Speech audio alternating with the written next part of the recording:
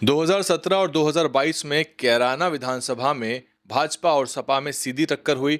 यहां समाजवादी पार्टी ने भाजपा को चित कर दिया, लेकिन वोट कैसे पड़ा, किसको कितना वोट मिला और 17 और 22 के आंकड़े क्या इशारा करते हैं 27 में क्या कुछ होने वाला है। पश्चिम यूपी के लोग जानते होंगे कैराना जो विधानसभा है वो कैराना लोकसभा में आती है, लेकिन उसका जिला शामली पड़ता है।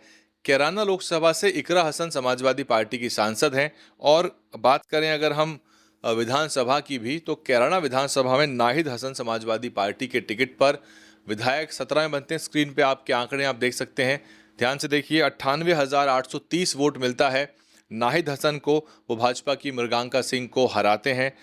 हैवीवेट मुकाबला हुआ, दिग्गज मैदान में उतरे हुए थे, जबकि आरएलडी यहाँ 19,992 यानी 20,000 के आसपास वोट लेती है। बसपा का यहाँ ज़्यादा दखल नहीं है। 6,888 यहाँ पर वोट बसपा को, लगभग 7,000 वोट मिलता है। और एआईएमआईएम जो मुसलमानों की पार्टी है, तो मुस्लिम समाज की बात करती है, मसीहुल्लाह उनके प्रत्याशी थे। 1,365 वोट मिलते हैं कुल मिला के एआईएमआईएम को। तो सीधे तौर पे मुस्लिम वोटर समाजवादी पार्टी के यहाँ पे आपको साथ नज़र आया और कांग्रेस की गैर हाजिरी का फ़ायदा मिला। जो जोड़ी थी, जो अलायंस था, उसका फ़ायदा समाजवादी पार्टी को यहाँ मिलता है। बात करें 2022 में क्या होता है, कांग्रेस मैदान में आ भी जाती है और उसके बाद भी समाजवादी पार्टी 1,31,000 वोटों से जीतती है।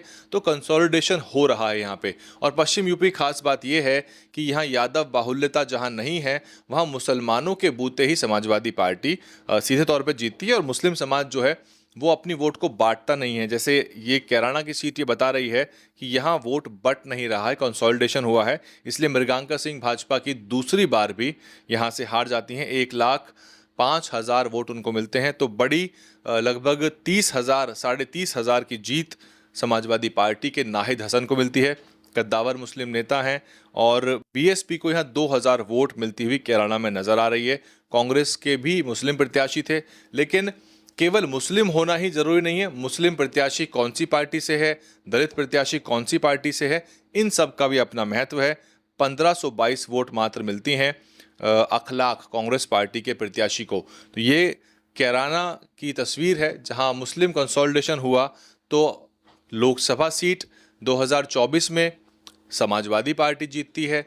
17 और 22 में भी समाजवादी पार्टी दोनों ही चुनावों में कैराना विधानसभा से अपना विधायक नाहिद हसन के रूप में जिताने में कामयाब रहते हैं। अब ऐसे में जो बड़ी कवायद है 27 के चुनाव की, जिसमें हराना है बीजेपी को विपक्ष कह रहा है, उसमें मुस्लिम वोटों का तालमेल, दलित वोटों का तालमेल बिठाना पड़ेगा। वोट बटेंगे अगर, तो फिर बीजेपी ऐसे में बाजी भी मार सकती, जैसा कि देवबंद का उदाहरण हमने आपको दिया। हम एक एक करके आपके लिए विधानसभावार विश्लेषण लेकर आ रहे हैं। आप विश्लेषण देख लीजिए। इस रिपोर्ट के आखिर में आपको एंड स्क्रीन दिखेगा, उसमें भी आपको एक वीडियो सजेशन आएगा। प्लेलिस्ट बनी हुई है, जिस प्लेलिस्ट में ये सारी 403 विधानसभाओं की आपको विश्लेषण मिलेगा। आप जाके पुराने आंकड़े भी देख सकते हैं। 5 मिनट में ही आपको तस्वीर साफ कर देते हैं। आप जिस भी ज़िले, जिस भी विधानसभा से देख रहे हैं, जिस विधानसभा का विश्लेषण आप देखना चाहते हैं, कमेंट करके हमको बता दीजिए। सब्सक्राइब कर लीजिए चैनल को। उत्तर प्रदेश राजनीति 2027 से लेकर इस तरह के विश्लेषण, प्रत्याशियों के जो ब्यौरे हैं, जैसे जैसे जिस सीट पर प्रत्याशी फाइनल होते जाएंगे, हम आपको प्रत्याशियों की सूचना देते जाएंगे। और पश्चिम यूपी से शुरुआत करते हुए ग्राउंड पे दलित मुस्लिम क्या कह रहा है, उसके मन में क्या है, जैसा वो कहेगा वैसा ही आपको सुना देंगे। किसी भी गांव में जाके एकदम raw, unfiltered, real original ground report आप तक पहुंचाएंगे।